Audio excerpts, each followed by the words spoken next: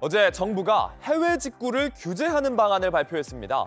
중국 업체들을 견제하기 위한 대책인데 온라인에선 소비자 권리가 침해당한다는 반응도 나옵니다.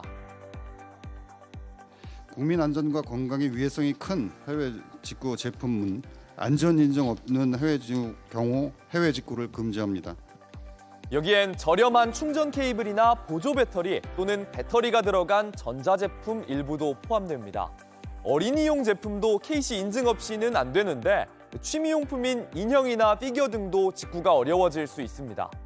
이번 대책은 테무나 알리 등 글로벌 플랫폼에 밀려 국내 플랫폼의 경쟁력이 약화되는 걸 막고 또 발암물질 등 유해 제품을 거르기 위해 나온 겁니다. 하지만 직구 물건의 가격이 70에서 80% 정도 저렴한 데다 중국 외의 수입품도 같은 취급을 받게 되는 점에서 선택권을 제한한다는 비판이 나옵니다. 국내 안전 인증을 받지 않은 전자제품이나 장난감 등을 해외 직구로 살 수 없게 하겠다던 며칠 전 정부의 발표를 놓고 과도한 규제라는 논란이 일었습니다. 그러자 정부는 위해성이 확인된 물건에 대해서만 직구를 막겠다는 거였다면서 진화에 나섰습니다. 자세한 내용 김도훈 기자입니다. 해외 직구 규제가 과도하다는 거센 비판 여론에 정부가 적극 해명에 나섰습니다. 정부가 KC 인증을 받지 않은 어린이용 제품 등의 해외 직구를 차단한다는 정책을 발표한 지 사흘 만입니다.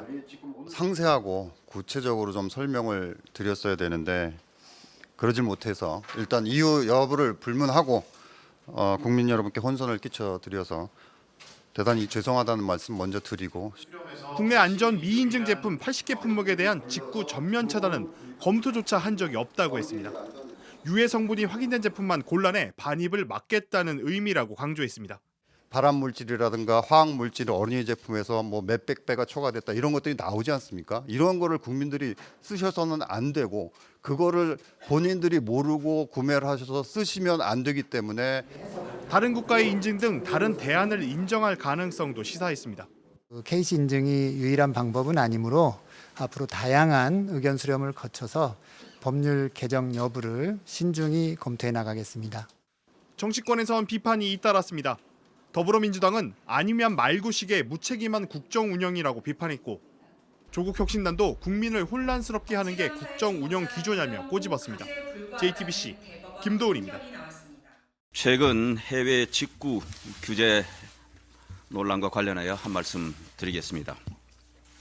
지난 16일 정부가 발표한 내용 중 총 80개 품목에 대해 국가 인증 통합 마크, 즉 KC 인증이 없는 제품에 대한 해외 직구를 제한한다는 내용이 혼선을 빚었고 결국 19일 어제 정부가 안전성 조사에서 위해성이 확인된 제품만 사후적으로 해외 직구를 제한할 방침이라고 해명했습니다. 뒤늦었지만 다행스럽게 생각합니다. 국민 안전과 직결된 해외 직구 제품, 특히 어린이가 사용하는 제품과 전기 생활용품, 생활화학 제품으로부터 인체 위해를 차단하기 위한 점검을 강화하겠다는 정부의 당초 취지에는 공감합니다. 하지만 이번 해외 직구 규제 발표 사례에서 보듯이 주요 정책은 그 취지도 중요하지만 정책 발표 내용이 치밀하게 성안되지 못하고 국민들에게 미칠 영향, 여론 반향 등도 사전에 세심하게 충분히 고려하지 못해 국민적 공감을 얻지 못할 경우 혼란과 정책에 대한 불신을 가중시킨다는 점을 정부는 명심하고 다시는 이런 사례가 반복되지 않도록 해야 할 것입니다.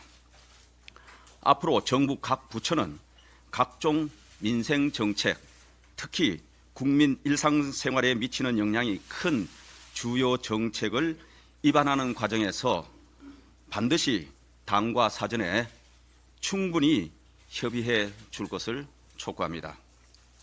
당정 협의 없이 설익은 정책이 발표되어 국민들의 우려와 혼선이 커질 경우 당도 주저없이 정부에 대해 강한 비판의 목소리를 낼 것임을 분명히 말씀드립니다.